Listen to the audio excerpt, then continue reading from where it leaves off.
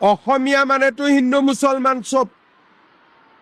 আমি অসমীয়াৰ পৰিচয় ৰক্ষাৰ কথা কৈছোঁ।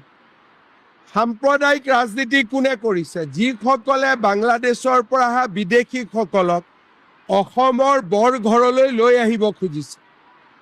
গতিকে মোৰ দৃষ্টিত তেওঁলোক সাম্প্ৰদায়িক আৰু জাতিদ্ৰোহী দুয়োটাই।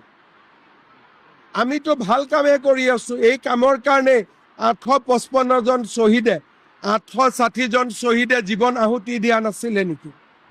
এই কামটোৰ কাৰণেইতো লাচিতে হেংদাং হাতত লৈছিল।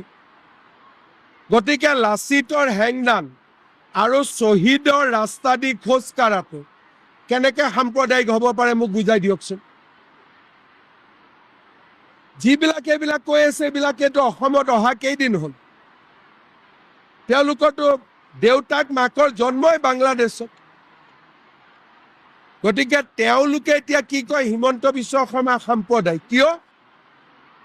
মই শ্বহীদে আধৰুৱা কৰি থৈ যোৱা কামখিনি পূৰা কৰিব চেষ্টা কৰিছোঁ, সেইকাৰণে মই সাম্প্ৰদায়িক।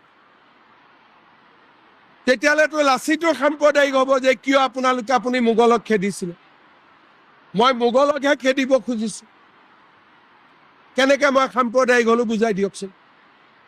আৰু মই যদি সাম্প্ৰদায়িক হওঁ, অসমীয়া মানুহ কোনো বাচিয়ে নাথাকিব। আৰু 20 বছৰ পিছত 26 লাখ বিঘা মাটি দখল কৰি থৈছে।